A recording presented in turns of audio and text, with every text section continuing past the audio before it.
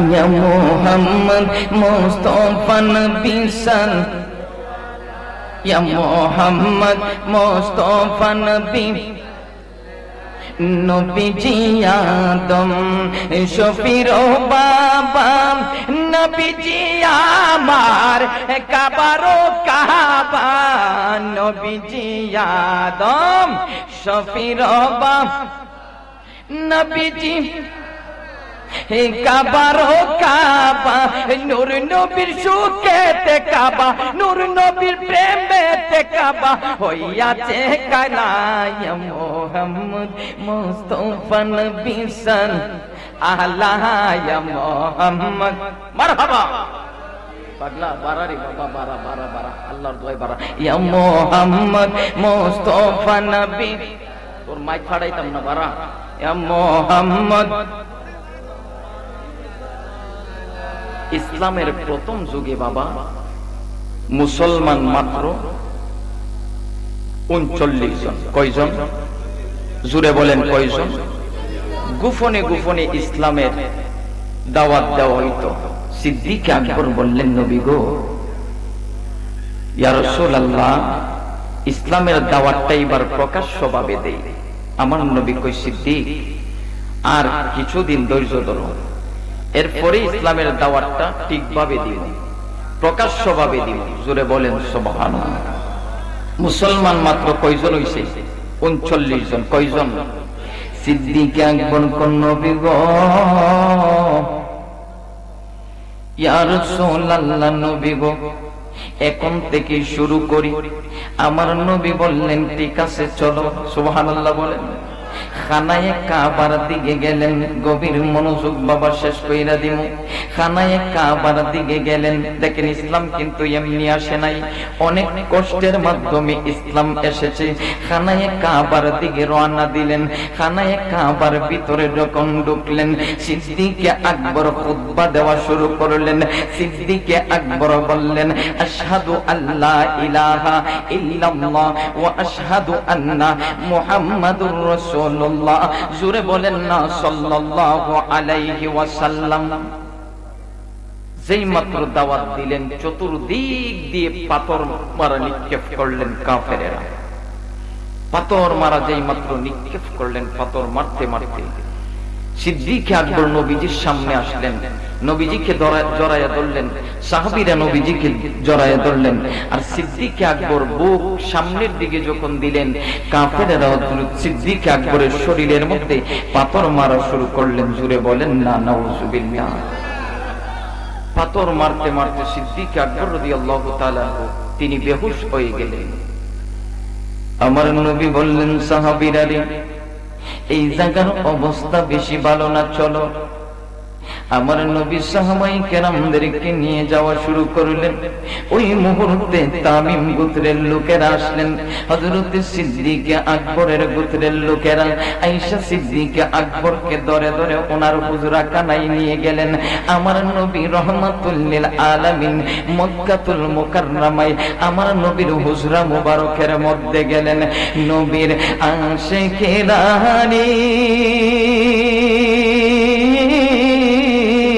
সিদ্দিক আকবর পাথরের আঘাত খাইতে খাইতে সিদ্দিক আকবর বেহুশ হয়ে গেলেন, জমিনের মধ্যে পড়ে গেলেন। সিদ্দিক আকবরকে ধরে ধরে ঘরের মধ্যে নিলেন। সারা দিন গেল ওনার বেহুশ অবস্থায় কোনো হুশ আসে নাই। শরীরের মধ্যে এমন ক্লান্তি, উনি চক্ষু বন্ধ করে শুয়ে আছেন বেহুশ অবস্থায়। ওই মুহূর্তে রাত্র যখন হয়ে গেল, হঠাৎ করে তিনি চক্ষু খুললেন। চক্ষু খোলার সাথে সাথে বলতেছেন, মারে, আমার মদিনার নবী কোথায়? জুড়ে বলেন না আল্লাহু আকবার। তামিম গোত্রের লোকেরা বলেন, এই আবু বকর, যেই নবীর জন্য আজকে তোমার এই অবস্থা হয়েছে, যেই নবীর জন্য তুমি আজকে পাথরের আঘাত খেয়েছো, ওই মুহাম্মদের নাম এখনো বুঝে নিতেছো। সারাদিন অজ্ঞান অবস্থায় ছিলা, এখনো মুহাম্মদের নাম নিতেছো। না না, এই নাম নিলে আমরা তোমাদের সাথে নাই। এইবার তামিম গোত্রের লোকেরা চলে গেলেন। সিদ্দিকে আকবর নবী নবী কইরা কান্দে আর মারে দইরা বলে, মারে ও মা, আমার নবী কেমন জানি আছে, নবী ভালো আছে কিনা, নবীর গায়ে তো পাথরের আঘাত মনে হয়ে লাগছে। মারে, নবী কেমন আছে একটু খোঁজ খবর লইয়া দেখো না। জুড়ে বলেন আল্লাহু আকবার। সিদ্দিক আকবর মার কদমে ধরলেন, চোখের পানি টপ টপ টপ টপ কইরা ছাড়লেন। মারে ডাং দিয়ে মারে, মা আমি পাথরের আঘাত খাইছি, কোনো সমস্যা নাই, কিন্তু আমি যে নবীরে ভালোবাসি ওই নবীর অবস্থা কেমন আমার একটু খবর দেও না রে মা। মা ডেকে বলেন, বাবা কান্না বন্ধ করুন। বলেন, না না, যতক্ষণ পর্যন্ত নবীর খবর পাইব না ততক্ষণ পর্যন্ত আমি কান্না বন্ধ করব না। আল্লাহু আকবার বলে। মা ডাক দিয়ে বললেন, বাবা আবু বকর রে, কান্না বন্ধ কর, গতকাল থেকে তোর খাবার বন্ধ। মা প্লেটের মধ্যে খাবার নিয়ে আসলেন। সিদ্দিক আকবরের সামনে আসলেন, আয়েশা বলতে, খাবার খা, তারপরে নবীর খবর দিব। সিদ্দিক আকবর বললেন, মারে যতক্ষণ পর্যন্ত আমি জানবো না আমার মদিনার নবী কেমন আছে, ততক্ষণ পর্যন্ত আমি খাবার খাইব না। মা ডেকে বললেন, আবু বকর এখন নবীর খবর আমি কিভাবে লব? মা ডাক দিয়ে বললেন, আবু বকর রে, এখন তো নবীর দরবারে যাওয়ার কোনো ব্যবস্থা নাই, কিভাবে নবীর খবর লইব? আবু বকর ডেকে বললেন, মা গো, উমরের বোন উম্মে জামিল আমার নবীরে বড় ভালোবাসে, নবীর খোঁজ খবর সব সময় রাখে। যারে মা, উম্মে জামিলের কাছে যা, গিয়া দেখ আমার নবী কেমন আছে। জোরে কি বলবেন না আল্লাহু আকবার। সন্তানের চোখের পানি দেখে মা সহ্য করতে পারে না। মা একটা দৌড় দিলেন হযরতে ওমর ফারুক আজম, যিনি ইসলাম ধর্ম গ্রহণ করেন নাই, কিন্তু ওনার বোন উম্মে জামিল ইসলাম ধর্ম গ্রহণ করেছে। উম্মে জামিলের বাড়িতে গেলেন। উম্মে জামিলকে ডাক দিয়ে বললেন, উম্মে জামিল রে, নবীর খবর জানুনি, নবী কেমন আছে? উম্মে জামিল রে, আমার আবু বকরের অবস্থা ভালো না, নবীর খবর না জানা পর্যন্ত আমার আবু বকর খাবার খাইবে না। মা ডেকে বললেন, উম্মে জামিল নবী কেমন আছে একটু খবর দে। উম্মে জামিল আবু বকরের কথা শোনার সাথে সাথে ডাক দিয়ে বললেন, আবু বকরের মা গো, আমি একটু আবু বকরের কাছে যাইতে চাই, আমার একটু আবু বকরের কাছে নিয়ে যাও। আবু বকরের মা বললেন, উম্মে জামিল ঠিক আছে চলো।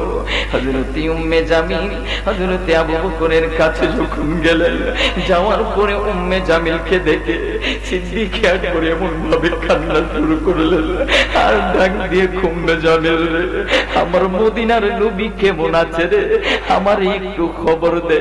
উম্মে জামিল হযরতে আবু বকরের কান্না দেখে তিনিও এমন ভাবে কান্না শুরু করলেন। ডাক দিয়ে, আবু বকর রে, আমার মদিনার নবী ভালো আছে রে আবু বকর। আবু বকর বলেন, না না, আমি যেই অবস্থা দেখেছি, যেইভাবে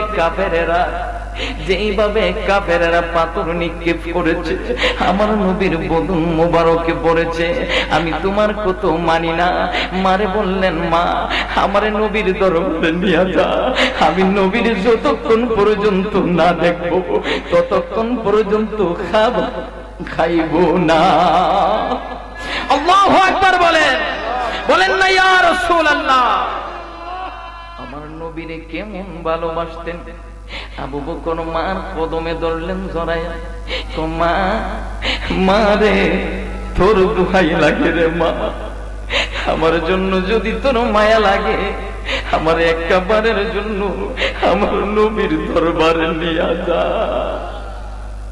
মা আবু বকরের কান্না দিনকা মাও কান্দে, ডাক দিয়া কয় আবু বকর রে, এখন তো নবীর দরবারে যাওয়া যাবে না, রাস্তায় কাফের বেঈমানেরা আছে, গেলে তো ওইখানে আবারও যদি তোমার গায়ে আঘাত করে, এখন না তুমি একটু শান্ত হও, গভীর রাত যখন হবে রে তোমার লইয়া নবীর দরবারে যাবো। জুড়ে কি বলবেন না আল্লাহু আকবার। হযরতে আবু বকরের কান্না আরো বেশি বেড়ে গেল, বলে মা না না, যতক্ষণ নবীর না দেখুন ততক্ষণ পর্যন্ত মনে শান্তি আসবে না। মা সান্ত্বনা দেয়, সান্ত্বনা দিতে দিতে যখন গভীর রজনী হলো, সিদ্দিক আকবর কান্দে আর কয় মা তুই না কইছস রে নবীর দরবারে আমার গভীর রজনীতে নিয়ে যাইবি। মারে মা তোর দয়া লাগেনি রে মা, মেহেরবানি করে আমার নবীর দরবারে নিয়ে যা। জুড়ে বলেন না আল্লাহু আকবার। মা ডেকে বললেন আবু বকর চলো, আবু বকর চলো গো, আমার সাথে চলো। উম্মে জামিলকে লইয়া আমার নবীর দরবারে গভীর রজনীতে হযরতে আবু বকর সিদ্দিক রাদিয়াল্লাহু তাআলা আনহুকে লইয়া নবীর দরবারে রওনা দিলেন। আবু বকর কান্দে আর নবীর দরবারে যা, আর নবী নবী নবী নবী কইরা চিৎকার মারে। জোরে বলেন না আল্লাহু আকবার। ও মায়া নবী গো তুমি প্রেমসি খায়া কুতাইলো, নবী প্রেমসি ও মায়া নবী তুমি প্রেমসি কায়া। আবু বকর কান্দে, যে মাত্র নবীজির কাছে গেলেন, যাওয়ার সাথে সাথে আমার নবী দরুদ দিয়ে আসলেন। আবু বকর নবীর দিয়ে দেখে একটা দরুদ দিলেন, দরুদ দিয়ে নবীর কাছে যখন গেলেন, নবীজি সিদ্দিক আকবরের বুকের মধ্যে জড়াইয়া ধরলেন। আবু বকর সিদ্দিক রাদিয়াল্লাহু তাআলা আনহু আমার নবীর দইরা দইরা কান্দে আর কো ও মায়া নবী প্রেমসি কুতাই লোকা, নবী প্রেমসি। কন্যা বাবা কন্যা জবরদস্ত, নবী প্রেমসি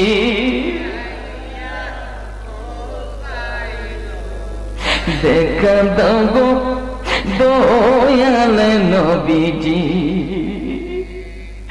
নবী দেখা দাও একেবার, তোমায় দেখার লাইগা গো নবী মন করে আনসার। দুইটা হাত তুলে বলেন না ইয়া রাসূলুল্লাহ, বলেন না ইয়া রাসূলুল্লাহ, বলেন না ইয়া রাসূলুল্লাহ। দেখা দাও গো দয়াল নবীজি, দেখা দাও একেবার,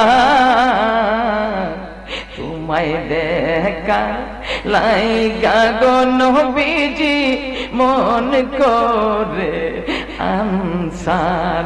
আমার নবীরে দইরা দইরা কান্দে, আমার নবী কই আবু বকর রে আমি নবীরে বুঝিয়ে তো ভালোবাসো।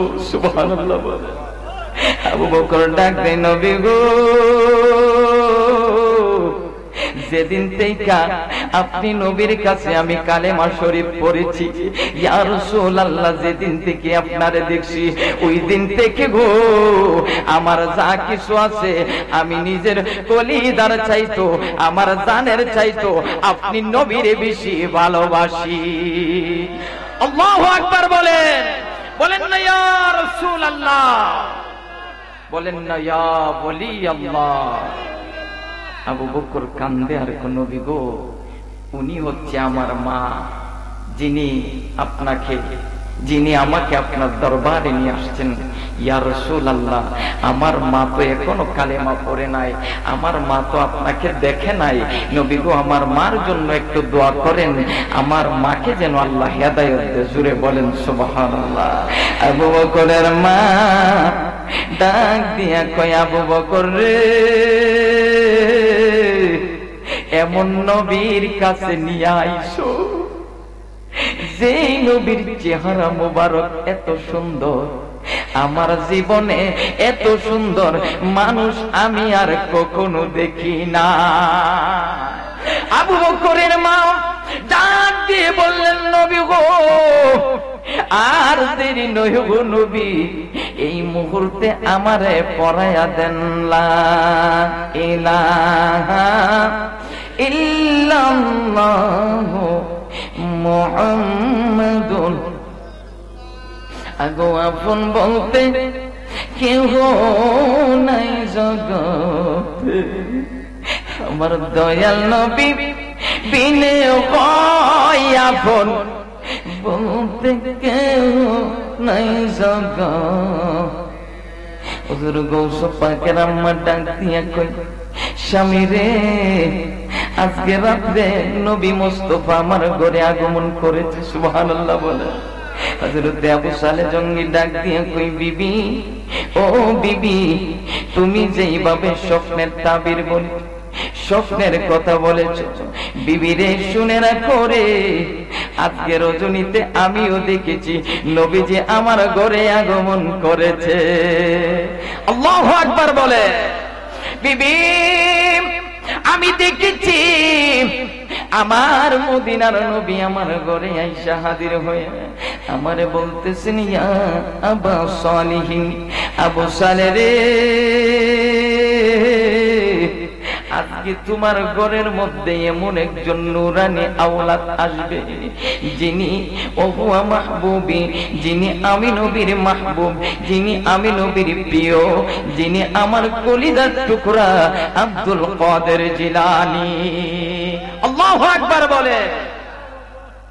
আমার নবী বললেন, তিনি আমার বংশধর, আমার কলিজার টুকরা হুজুর গৌস পাক আব্দুল কাদের জিলানী আল গিলানী আল হাসানী ওয়াল হুসাইনী রাদিয়াল্লাহু তাআলা আনহু।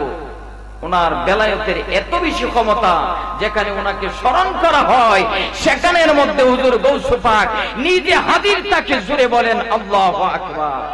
এই জন্য তুই বাবা জালালি এই মেলা জমাইছে। জোরে বলেন সুবহানাল্লাহ। বাবা জালালি এই জন্যই এই মেলা জমাইছে। সুবহানাল্লাহ বলেন। এই মাহফিল প্রতি বছর নেই চলো, আপনারা চান কিনা? জোরে বলেন, চান কিনা? এই মাহফিল হওয়াতে লাভ না ক্ষতি? আসলেই লাভ। তাহলে এই মাহফিলটা প্রতি বছর হোক, আমরাও চাই কিনা? যিনি হযরত শহীদুল ইসলাম জালালী রহমাতুল্লাহ আলাইহি, ওনার সেই গড়া ফাতিহা ইয়াজদাহাম, যিনি হুজুর গৌস পাকের গোলাম ছিলেন, এই গোলাম ছিলেন যে এটাই সত্য, আর এটা যে কবুল হয়েছে এটার সেই বাস্তব প্রমাণ নমুনা হচ্ছে আজকের এই মাহফিল, উরুস মাহফিল। কথা বলেন ঠিক কিনা? বাবা জালালী সাহেব তিনি এমন ধরনের আল্লাহর ওলি ছিলেন, উনি আমাদের মসজিদে খেতাবতে ছিলেন প্রায় অনেক বছর। ওনার একটা কারামত বলে আমি শেষ করে দিচ্ছি। ওনার একজন ভক্ত মদিনা শরীফ গেছে হজ করার জন্য। ওই মুহূর্তে ভক্ত দেখতেছেন যে উনি তাওয়াফ করতেছেন। সুবহানাল্লাহ বলেন। হজ থেকে ফিরে এসে দেখতেছেন মসজিদের মধ্যে, বলতে হুজুর আপনাকে তো হজের মধ্যে দেখছি, সেখানে আপনি তাওয়াফরত অবস্থায় তাওয়াফ করতেছেন, আপনি কি আসলে হজে গিয়েছিলেন? সুবহানাল্লাহ বলেন। বলেন না আল্লাহু আকবার। আল্লাহর ওলিদের এই ক্ষমতা আছে না নাই? আরো জোরে বলেন, আছে না নাই?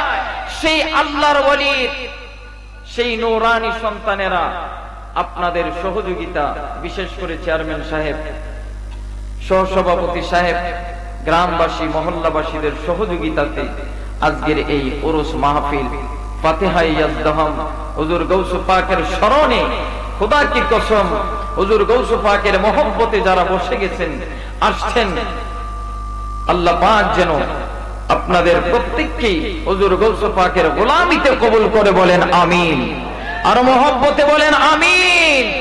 হুজুর গৌস পাক বলেন, আমাকে আল্লাহ পাক এমন ক্ষমতা দিয়েছেন, আমার কোন আশিক যদি মাশরিকে থাকে, আমি তো যদি মাগরিবে থাকি, আমার কোন আশিক যদি মাগরিবে থাকে, আমি যদি মাশরিকে থাকি, তার ফরজ কাফর যদি আটুর উপরে চলে আসে, আমি গৌস পাক মাশরিক থেকে মাগরিবে হাত বাড়ায়া আমার সেই আশিকের কাফরটা, ফরজটা আমি ধাক্কা দিতে পারি। এই ক্ষমতা আমার আল্লাহ আমাকে দান করেছেন। জুড়ে বলেন সুবহান।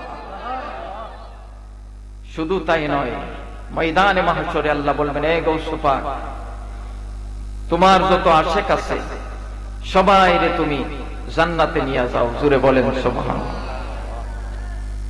হুজুর গৌস পাক হাত বাড়াইবেন, হাতের ভিতরে যারা পড়ব সব জান্নাতি। সুবহানাল্লাহ বলেন। হাত যখন বাড়াইব, কিতাবের মধ্যে লেখেন বাহজাতুল আসরারের মধ্যে, হুজুর গৌস পাকের এক হাত মাশরিকে যাবে, আরেক হাত মাগরিবে যাবে, এক হাত পৃথিবীর এক প্রান্তে যাবে, আরেক হাত পৃথিবীর আরেক প্রান্তে যাবে। হুজুর গৌস পাক যখন হাত বাড়িয়ে দিবেন, তখন এক হাতের ভিতরে কোটি কোটি হুজুর গৌস পাকের আশিকান হাতের মুষ্টির ভিতরে চলে আসবে। জুড়ে বলেন সুবহানাল্লাহ। আল্লাহ বলবেন, আয় গৌস পাক, আজকে ময়দানে মাহশরের মধ্যে যারা তোমার বেলায়েতের হাতের নিচে পড়েছে, তাদেরকে নিয়ে জান্নাতে যাও। জুড়ে বলেন সুবহানাল্লাহ। ওই গৌস পাককে মহব্বত করার দরকার আছে না? এমনি করলে চলবে নাকি নামাজের মাধ্যমে, রোজার মাধ্যমে, হজের মাধ্যমে, যাকাতের মাধ্যমে, দান খয়রাতের মাধ্যমে, সুদের মাধ্যমে? হ্যাঁ, নাই। এই যে দেখছেন, এটার ওই বলে যে পাগল মরলে বাতি জ্বলে, মোল্লা মরলে, এই জন্যই বলে আশেক যে পাগল মরলে বাতি জ্বলে, মোল্লা মরলে জ্বলে না। ওরে পাগলের ভিতর নবীর বাড়ি, বেঈমানেরা বোঝে না। ঠিক কিনা? জুড়ে বলেন না ঠিক কিনা? পাগল নবী চিনে, কিন্তু আফসোস কোরআন হাদিস পড়েও নবী। তাহলে আসুন না আমরা ওই নবীর দ্বারাই একটু সালাম দিয়া, নবী আলাইকা ইয়া রাসূল সালাম আলাইকা ইয়া হাবিব সালাম আলাইকা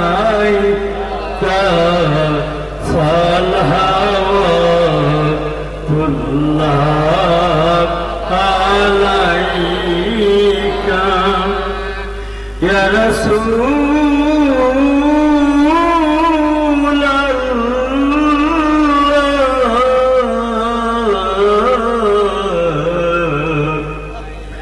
ওয়া ইয়া হাবিবাল্লাহ।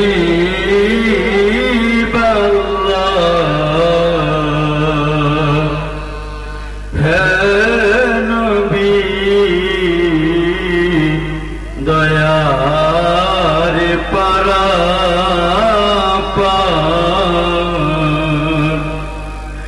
উম্মতি যে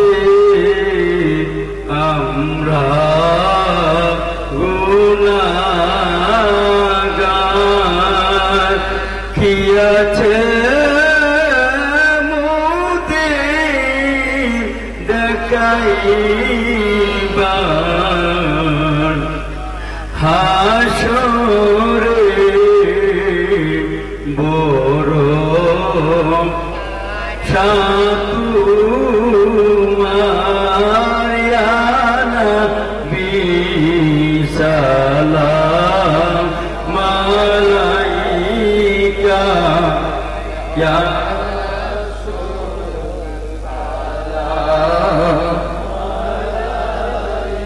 আয়া হাবিবি আওয়াজ করবে সালাতুল্লাহ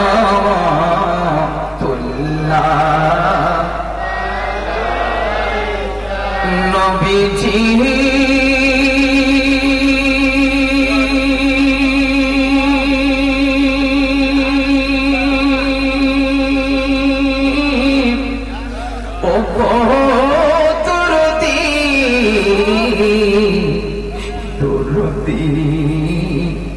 নবীজি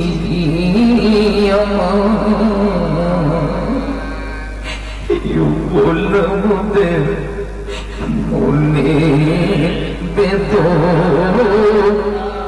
আমরা বোঝাইলে কেউ তো বোঝে আমরা শোনাইলে কেউ তো শোনে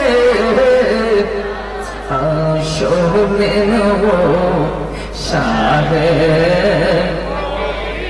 জবান খুলে ইয়া নবী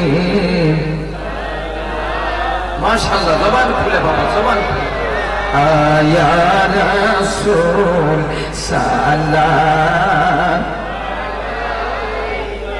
আয়া হাবিব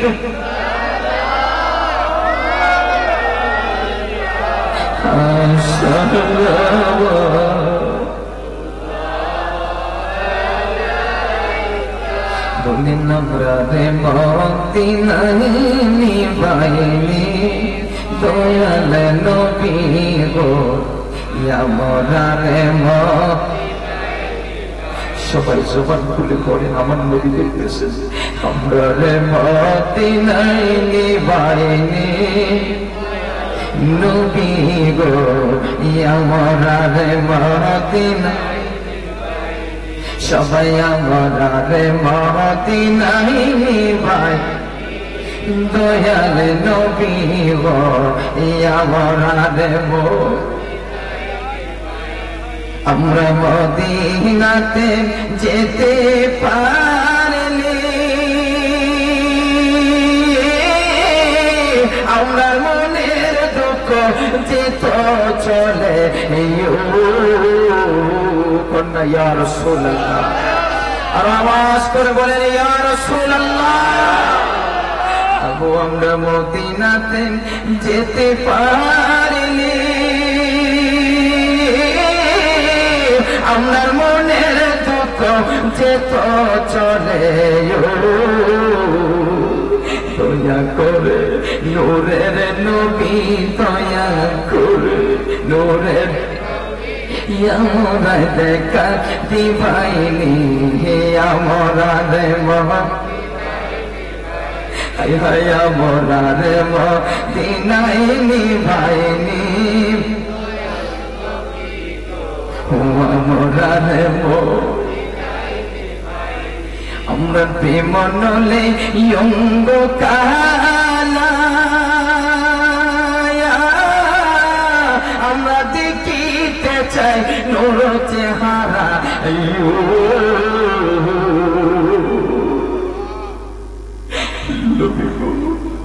আমরা প্রেমনলে ইয়ঙ্গ কালা আমরা দেখিতে চাই নূর চেহারা দয়া করে নূরের নবী দয়া করে নূরের নবী আমরা দেখা দিবাইনি আমরা রে বলুন আমরা রে মদিনা দয়াল নবী গো আমরা রে ইয়া নবী সালাম আয়া রাসূল আয়া হাবিব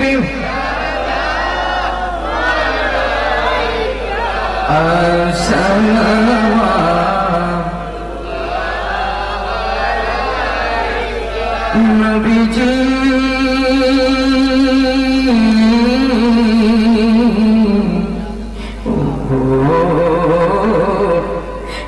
দরদি নবীজি আমার নবীজি গো আমরা কি মদিনা যাব না আপনার রাজা চুমকাবো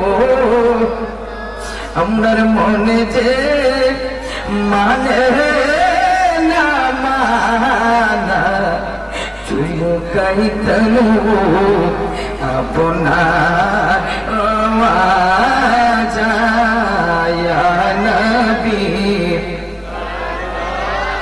মালাই আয়া রাসূল সালাম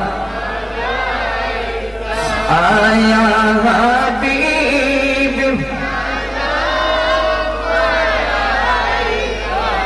সালাম মুস্তাফা জানে রহমত पे नाम शम्ह बज में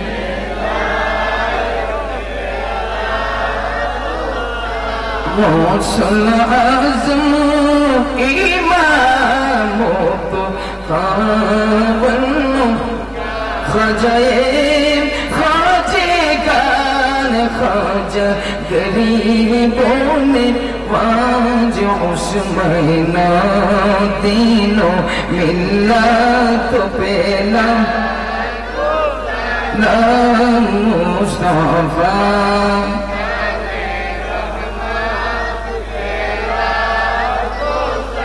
सय्यदी हज़रते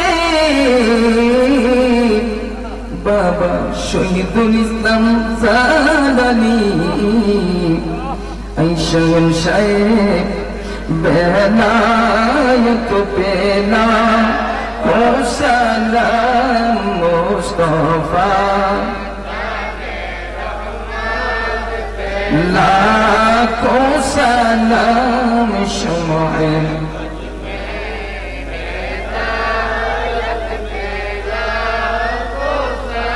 दर्दी क़ल्ब में अज़मते मुस्तफ़ा हिकमते आला हज़रत पे नाम मुस्तफ़ा